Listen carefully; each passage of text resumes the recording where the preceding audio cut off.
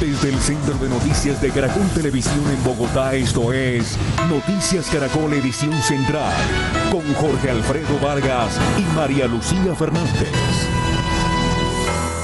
Buenas noches. El proceso penal por la extraña muerte del joven Luis Andrés Colmenares tuvo hoy un capítulo inesperado.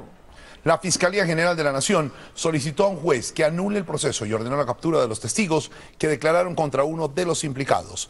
A esta hora vamos al complejo judicial de Palo Quemado, donde está Julián Ríos. Julián, ¿cuándo se sabrá si se anula el proceso?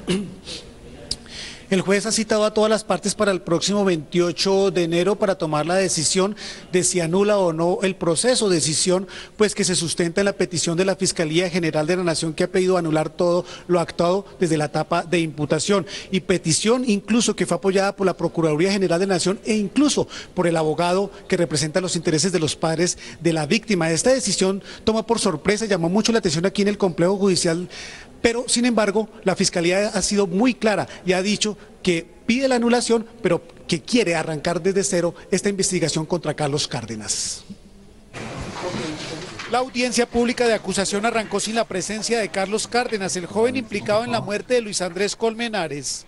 La fiscal Marta Lucía Zamora de entrada le solicitó al juez que anulara el proceso contra el estudiante y estas fueron sus razones. La petición de nulidad de la actuación incluirá la audiencia de imputación con fundamento en el artículo 457 por violación del debido proceso en aspectos sustanciales. El presente juicio se debe sanear a través de una declaratoria de nulidad. La Fiscalía descubrió que los tres testigos quienes aseguraron haber visto al joven Carlos Cárdenas golpeando a Luis Andrés Colmenares hasta matarlo, mintieron. Pues se ha generado una falsa expectativa de verdad razonable originada en las mentiras exteriorizadas por estos tres individuos. Ante esta situación, la fiscal pidió que fueran capturados y procesados. Que los señores José Wilmer Ayola Lerma, Jesús Alberto Martínez Durán y Jonathan Andrés Martínez Ortiz son unos testigos falsos, razón por la cual se les ha compulsado copias para que sean investigados penalmente por los delitos de falso testimonio, fraude procesal y fraude a subvenciones. Entre tanto, el padre de la víctima, Luis Alfonso Colmenares, dijo que habían confiado en esos testimonios. Nosotros hemos confiado en esos testimonios, pero si la Fiscalía tiene sus elementos que le permite no tener confianza en eso, yo no voy a contradecir eso. Yo confío en la justicia. A la petición de nulidad de la Fiscalía se unió la Procuraduría General de la Nación y el abogado de la familia de la víctima. Los que no estuvieron de acuerdo fueron los abogados de Carlos Cárdenas. Ellos quieren que se archive definitivamente el proceso. Jonathan Martínez y Jesús Alberto Martínez fueron capturados precisamente en Bucaramanga y Pereira. Y hace pocos minutos en la sede del búnker de la Fiscalía se presentó José Wilmer Ayola. Estos tres testigos serán judicializados aquí en el complejo judicial de Palo Quemado en las próximas horas y la Fiscalía les imputará el delito de falso testimonio y fraude procesal. A primera hora del miércoles, un juez de control de garantías libró las dos primeras órdenes de captura que se hicieron efectivas en Bucaramanga y Pereira. Jesús Alberto Martínez Durán y la otra de Jonathan Andrés Martínez. En la tarde, Wilmer Ayola, el tercer testigo que habría mentido en el proceso, se entregó en el búnker de la Fiscalía. ¿Pero qué fue lo que dijeron los tres testigos que hoy les cuesta la libertad y un proceso penal? En septiembre del 2012, Jonathan Martínez le dijo al programa de Caracol Televisión Séptimo Día que él había estado en el Parque El Virrey en el momento en que Carlos Cárdenas habría atacado a Luis Andrés Colmenares. Se baja una persona en la camioneta, se acerca donde él y lo golpea en la cabeza. Pues no sé, yo no puedo decir que era una botella, lo que sí hizo no fue porque el golpe sonó duro. En una audiencia el pasado 8 de junio, quien fuera el fiscal del caso, Antonio González, leyó ante el juez el testimonio de Wilmer Ayola sobre lo ocurrido en el parque. Lo que yo vi fue que Luis Colmenares trató como de hablar y la persona que estaba dentro de la camioneta se baja con una botella en la mano y le da un golpe en la cabeza. De Jesús Alberto Martínez se sabe que le dijo a la Fiscalía que presenció cómo el joven estudiante de la Universidad de los Andes fue golpeado, subido a una camioneta y posteriormente arrojado en el caño del Parque El Virrey. Marta Lucía Zamora, fiscal del caso, aseguró que a pesar de lo ocurrido con los falsos testigos, el caso Colmenares no quedará impune. La Fiscalía tiene muy claro que al joven Luis Andrés Colmenares Escobar lo mataron.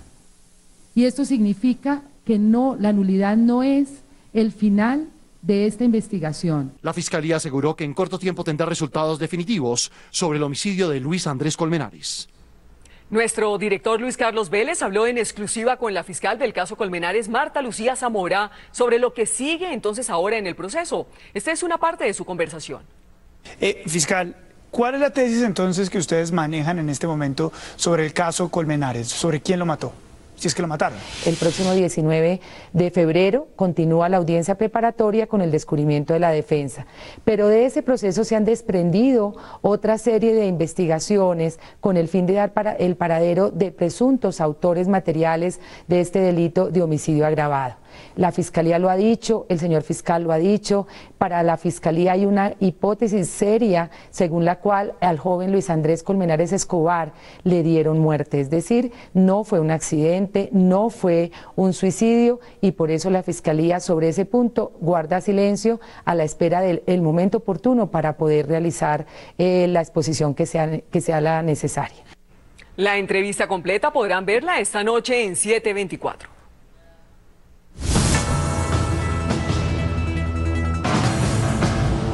El alcalde mayor de Bogotá dijo hoy que no le preocupan las investigaciones que en su contra adelantan la Fiscalía y la Procuraduría por el tema de la recolección de basuras. Entre tanto, en el Consejo de Bogotá se hicieron graves acusaciones sobre corrupción en el proceso de cambio de operadores.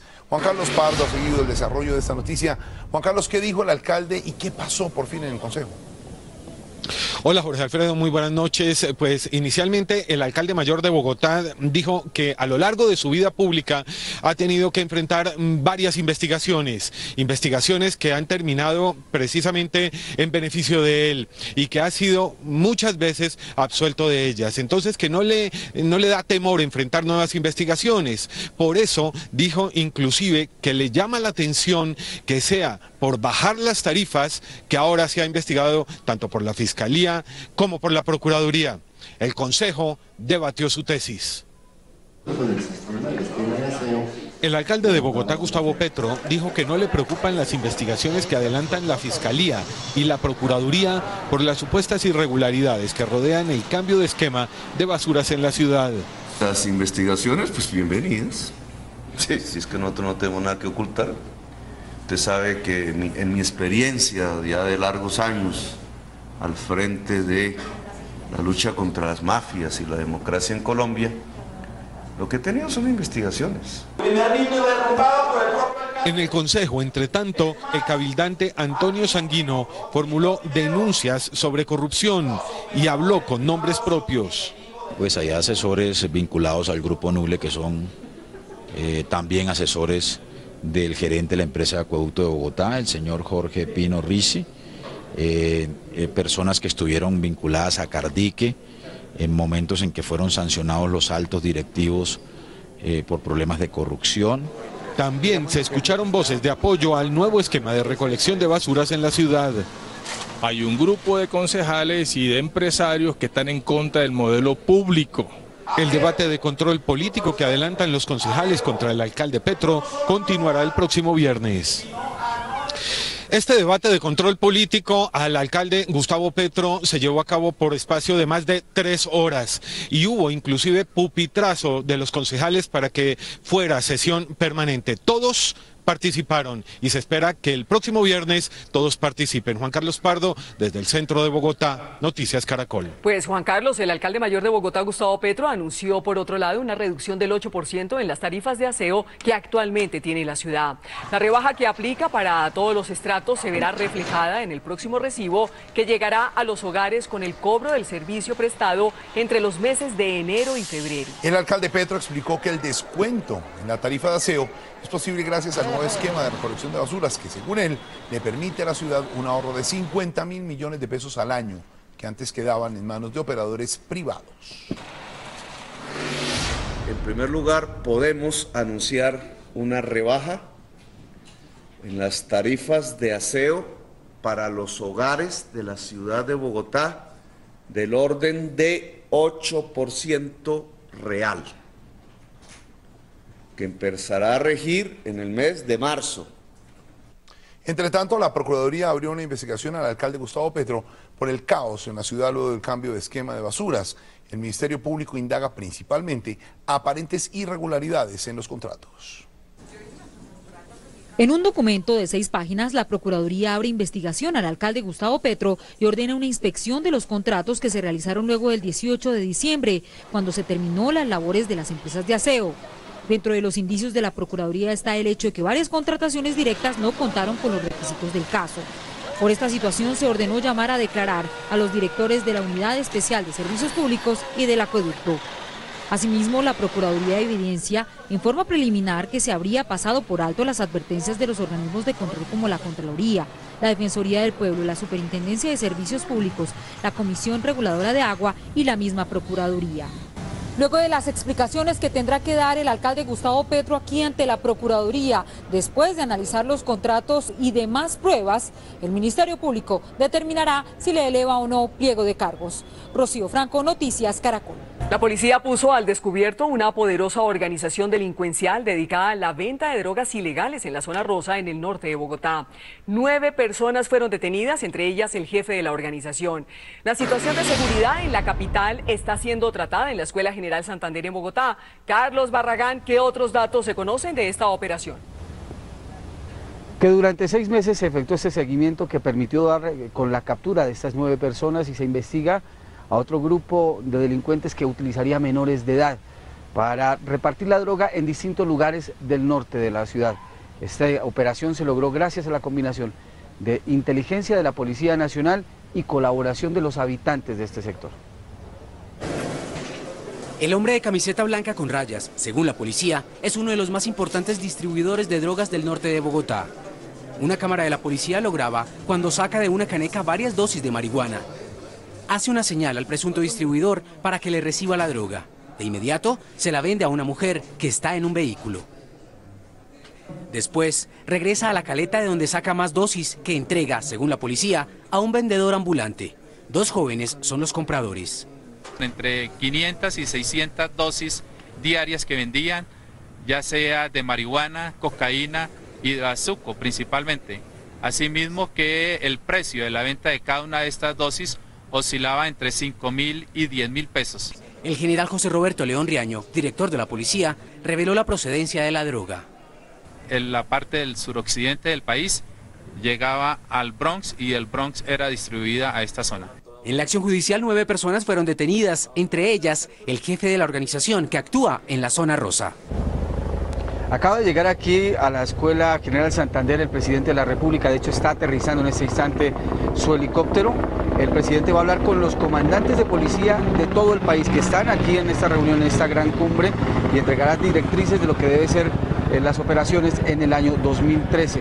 Trascendió que al final del encuentro el jefe de Estado entregará una declaración a los medios de comunicación. Soy Carlos Barragán Rosso, Noticias Caracol.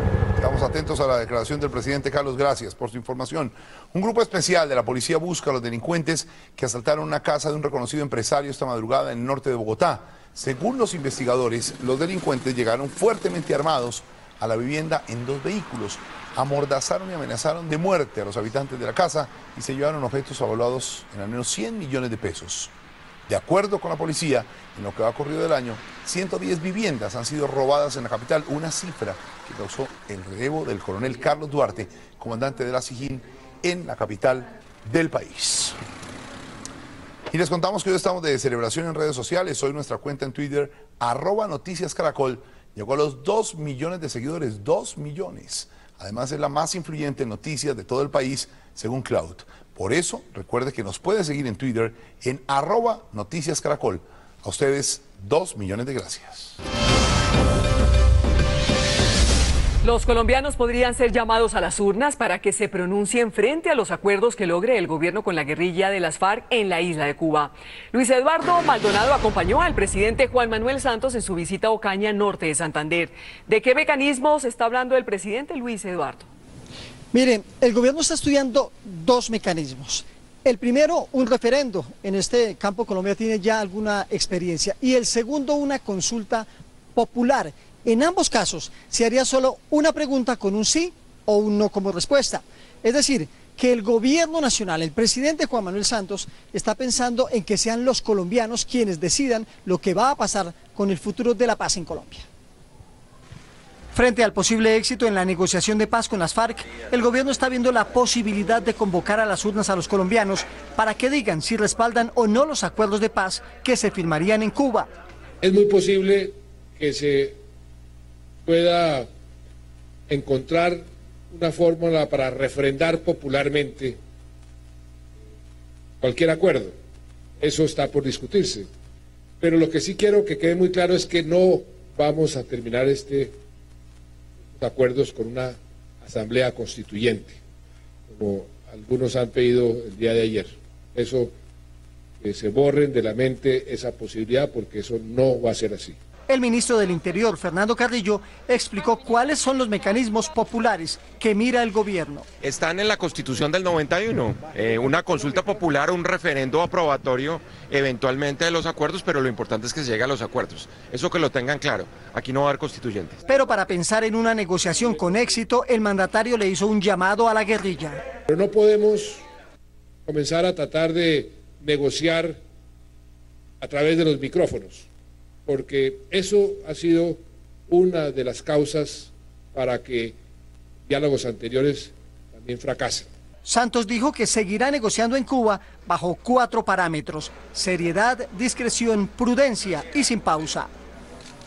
El presidente Juan Manuel Santos hizo este anuncio en Ocaña hoy durante su visita en norte de Santander. Allí puso en marcha o anunció un plan de desarrollo integral para la región del Catatumbo, para los 11 municipios, y demandarán una inversión del gobierno nacional de 1.6 billones de pesos.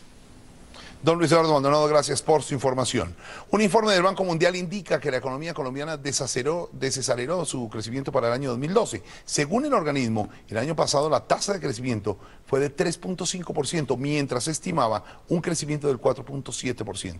Y como nos cuenta Juan Pablo Gaviria, esto no solo es una cifra, es algo que nos afecta a todos los colombianos.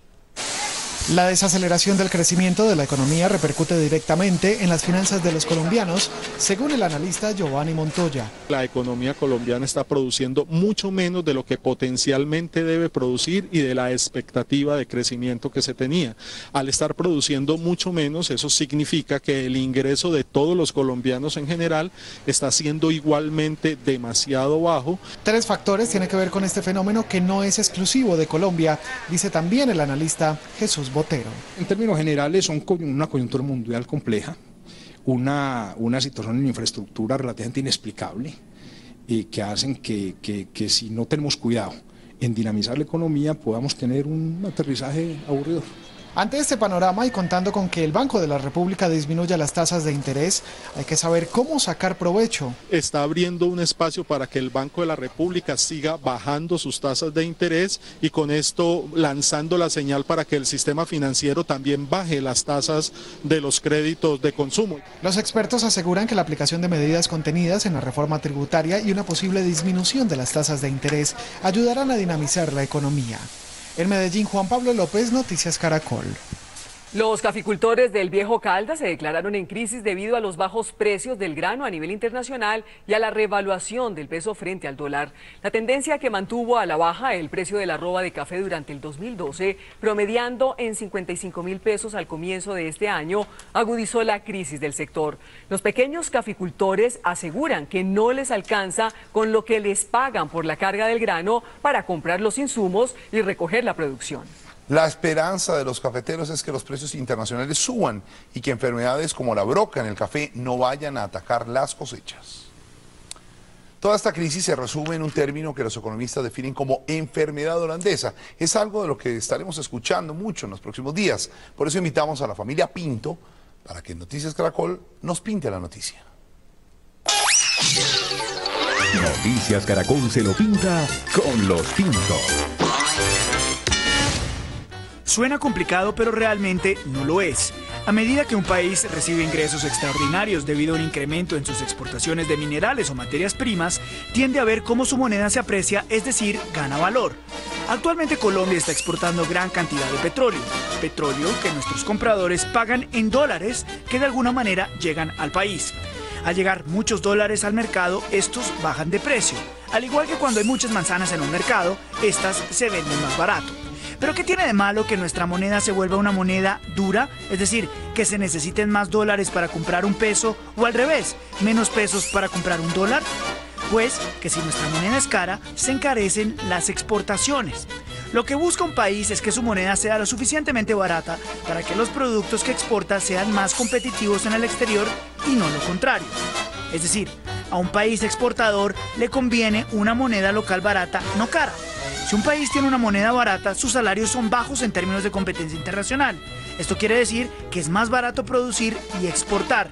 Entre otras cosas, por eso es que es competitivo China. El yuan ha sido mantenido artificialmente bajo para poder hacer sus exportaciones baratas a nivel internacional. ¿Confundidos? Hagamos el ejercicio al contrario. Si un país tiene una moneda cara, sus salarios son caros competitivamente y sus productos pierden competitividad internacional. Y acá viene el problema. Cuando se pierde competitividad, esto se traduce en que nuestros productos no se venden. Y si no se venden, terminan por destruirse industrias. Y a eso entonces se le conoce como enfermedad holandesa.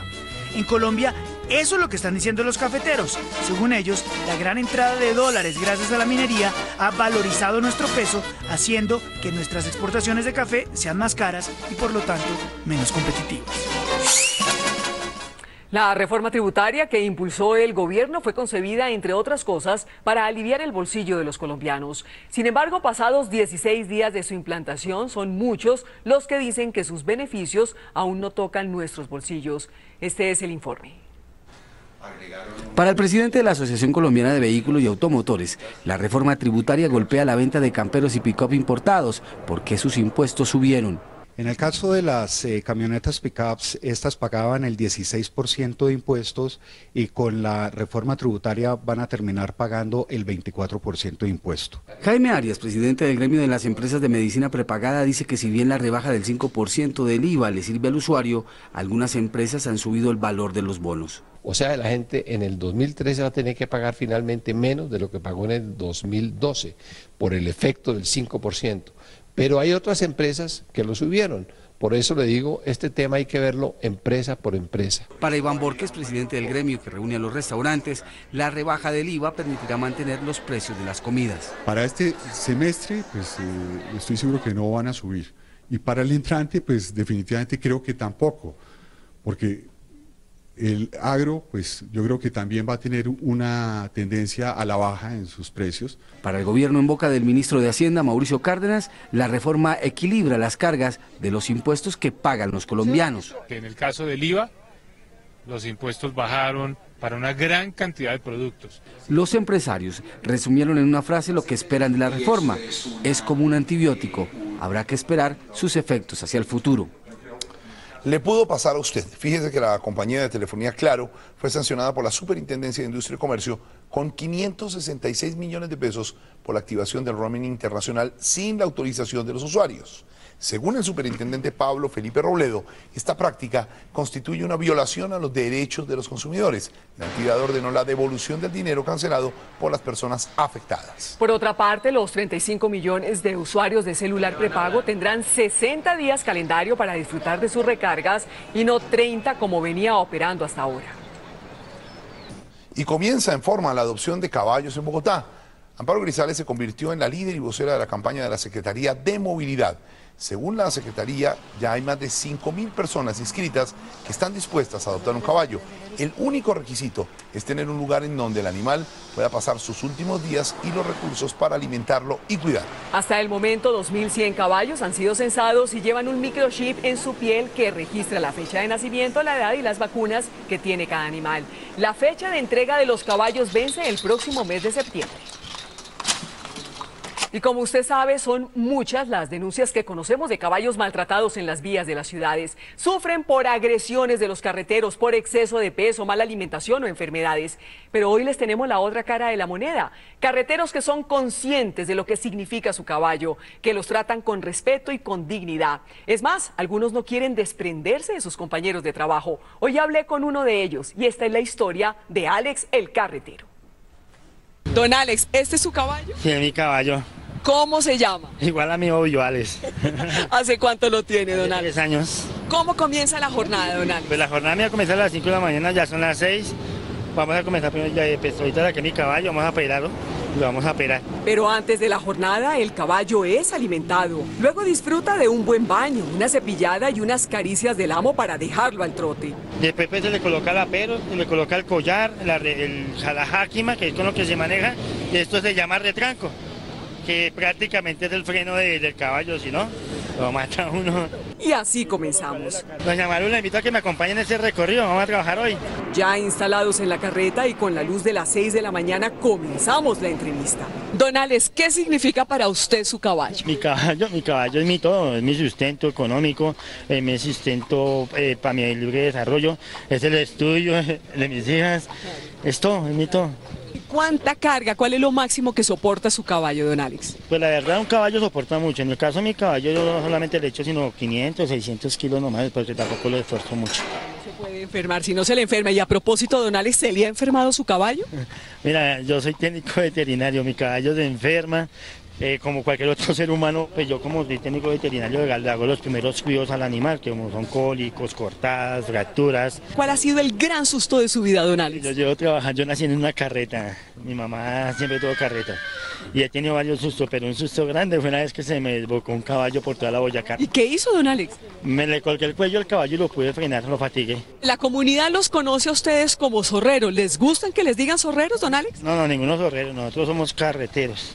Y tampoco somos recicladores, somos recuperados ambientales. Nuestro trabajo es digno como el cualquier odontólogo, como cualquier abogado. ¿Usted se visualiza en muy poco tiempo, en 3 o 4 meses ya manejando un carro? Pues no me visualizo, pero me toca. Doña Malu, le quiero decir una cosa, nosotros no somos pobres. Pobre es aquel que piensa que nosotros somos pobres, nosotros somos muy ricos en cultura, en trabajo, en esfuerzo. Con este empuje, esta riqueza de energía, estas ganas de trabajar y al paso de su caballo llegamos a la empresa de carga. Pero antes, el refrigerio del caballo, una buena taza de tinto. Bueno, don Alex, ¿el caballo o este carro a motor? El caballo. ¿Por qué, don Alex? ¿Por qué lo quiero? Porque es que mi caballo significa mucho para mí. Yo creo que ninguno de mis compañeros y yo no estoy preparado para entregar mi caballo. Ahora nos vamos ya a terminar la jornada y a descargar. No, me da pena, doña Malu, pero ahora sí no puedo llevarla. Ya llevo el caballo cargado, ya me toca solamente con mis empleados para que me colaboren a empujar el caballito. Caballos como este, unos en mejores, otros en peores condiciones, fueron protagonistas de la ciudad. En pocos días tendrán una mejor vida. Serán adoptados y ya no tendrán que cargar con más peso. Estos caballos de carreta pasarán a la historia. Un enamorado del conocimiento decidió crear por su cuenta un lugar para que niños y jóvenes bayunos tengan una grata experiencia. Su casa es ahora la Casa de la Ciencia. Está la gente que le pone el alma y hace la diferencia en Caracol y Bancolombia más cerca. Buga, en el centro del valle, es un destino de turismo religioso gracias a la presencia de la imponente y emblemática Basílica del Señor de los Milagros.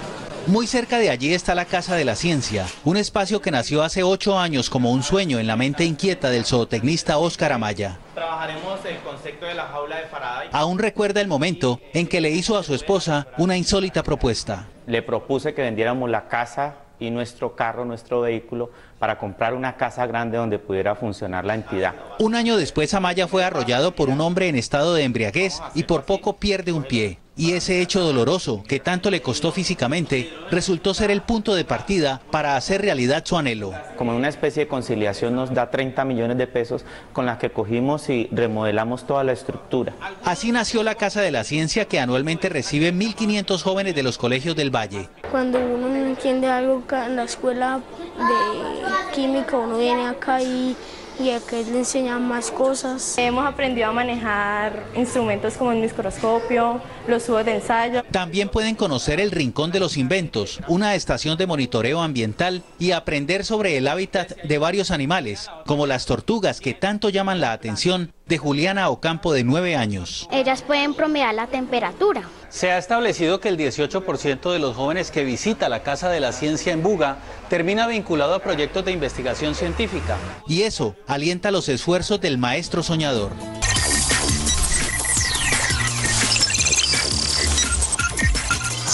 Aquí va el código. El cubrimiento de algunos medios sobre el recorrido de los primeros camiones compactadores desde Cartagena hasta Bogotá le mereció un comentario al alcalde de Bogotá, Gustavo Petro. Escuchen lo que dijo. no solamente por su tránsito hacia la ciudad de Bogotá, que fue exitoso, muy bien acompañados por la prensa nacional, como si se tratase de la Vuelta a Colombia en bicicleta. Noticias Caracol fue el único medio que siguió el recorrido de principio a fin y no por tramos. Y hablando de Petro, en medio de la turbulencia que ha ocasionado el revolcón de las basuras en Bogotá, el alcalde hizo hoy una aclaración para evitar malos entendidos. Cuando el mandatario hablaba sobre su estrategia para reducir las tarifas de aseo, afirmó que todo dependerá de lo juiciosos que seamos a la hora de reciclar. Entonces se va a construir una gran red de profesores, en primer lugar, profesores ambientalistas, llamémoslo así, los profesores verdes, pero no verdes por otras razones. Hoy aparecieron más contendores en la pelea Santos-Uribe. El senador Armando Benedetti, la alta consejera Gina Parodi y el vicepresidente Angelino Garzón saltaron al cuadrilátero. Todo por el ascenso del general Mauricio Santoyo. Armando Benedetti afirmó en Twitter que Bernardo Moreno lo llamó para que votara el ascenso de Santoyo en el Senado. Agregó que gracias a las observaciones de Gina Parodi no lo hizo. Sin embargo, aclaró: yo no podría decir que Bernardo Moreno llamaba en nombre del presidente Uribe, pero era obvio que era Moreno, en representante del gobierno, el que estaba llamando. El vicepresidente Angelino Garzón, por su parte, invitó a Santos y a Uribe a bajar el tono. Esto les dijo en una carta: el ciudadano común y corriente no entiende que dos importantes personas del país, como son el presidente Santos y Álvaro Uribe Vélez, quien ha ocupado diferentes cargos en el Estado, entre ellos el de haber sido presidente de Colombia 8 años, estén resolviendo sus diferencias de manera pública y vía Twitter. Otra pelea casada es la del presidente de Estados Unidos, Barack Obama, y la Asociación Nacional del Rifle por el debate del control de armas. Esta organización publicó un video en su página web en la que critica que el mandatario proteja a sus hijas con guardas armados mientras se niega a hacer lo mismo con otros estudiantes. La Casa Blanca calificó el video de repugnante y cobarde. Justamente hoy Obama reveló su plan para combatir la violencia por armas de fuego, que incluye la prohibición de armas de asalto. Y se está cargando el último código. Cámaras de seguridad captaron en un supermercado de Nueva Zelanda a un particular ladrón. Se trata de este perro al que le falta una pata. A pesar del impedimento, sale corriendo con un paquete de alimento para perros. Los dueños de la tienda aseguraron que no es la primera vez que el animal roba comida del lugar. Y el recomendado de código: la colección Pueblos, una serie que invita a recorrer el territorio colombiano con mirada sensible. Estos son 3 de los 32 libros con fotografías representativas de los departamentos del país. Edita Letra Arte. Hasta aquí el Código Caracol.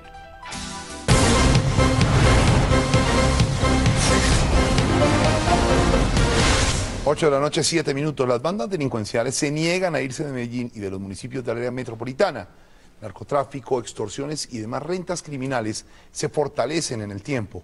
Y como nos cuenta Diego Fajardo, aunque las autoridades propinan duros golpes, estos parecen no ser suficientes para acabar con este flagelo. Esta es nuestra tercera entrega de las nuevas poblaciones blanco del narcotráfico.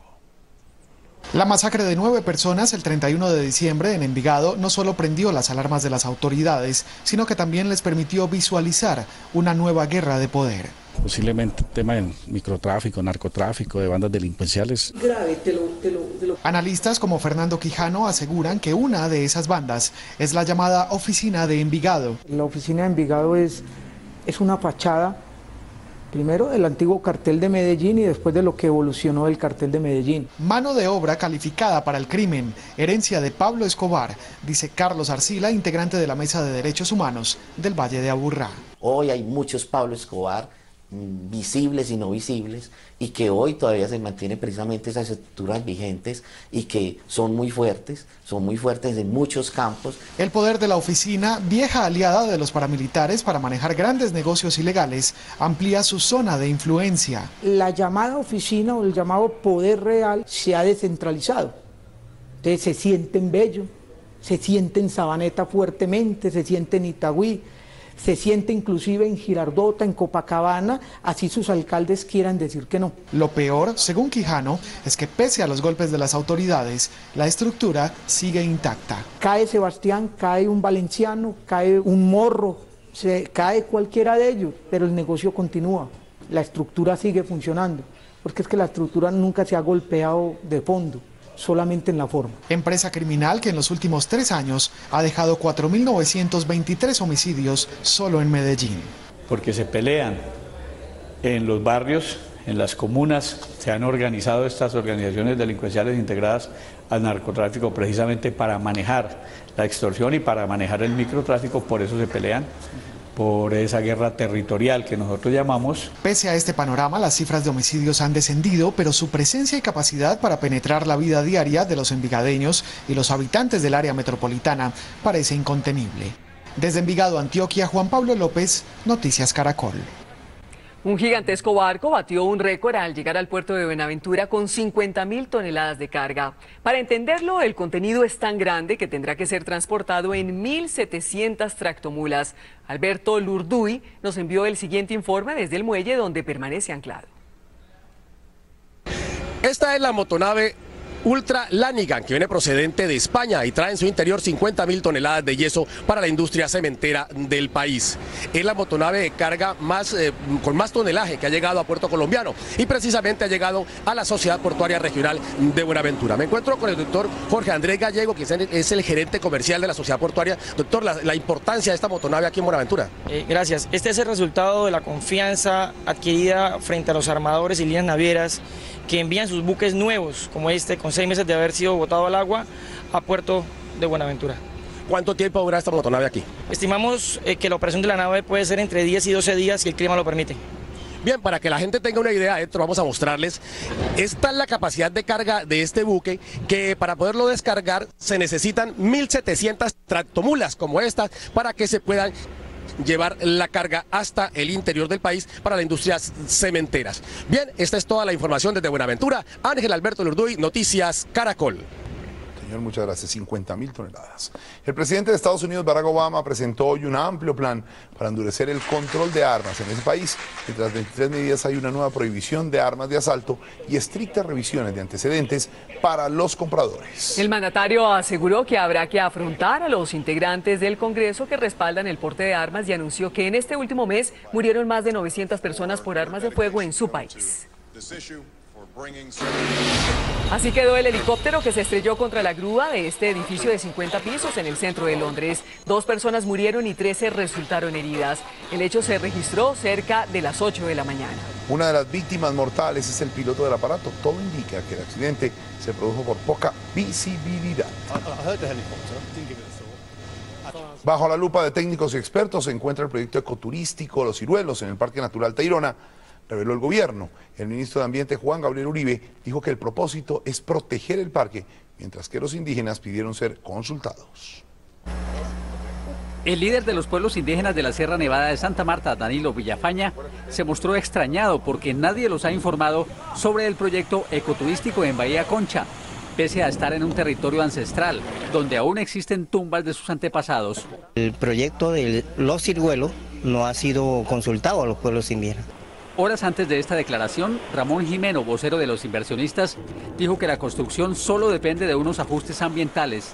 El proyecto está listo, hoy jurídicamente tiene la viabilidad 100%. El gobierno está invitando a hacer una revisión de los posibles impactos nuevos. Pero el ministro de Ambiente, Juan Gabriel Uribe, le recordó que el proyecto hotelero está bajo la lupa de técnicos y expertos, por orden presidencial y bajo una figura que contempla la ley. Se aplica el principio de precaución, es dentro del debido proceso y se hace una investigación a fondo de los elementos propios de las licencias y de los acuerdos propios para poder intervenir, para proteger el parque y proteger los relictos naturales. El ministro recordó también que cualquier decisión debe partir de que el proyecto está ubicado en una zona protegida. Con esta información terminamos. Gracias a nuestros televidentes en Colombia y en todos los países que reciben nuestra señal a través de Caracol Internacional. Lo que no vio, véalo en www.noticiascaracol.com.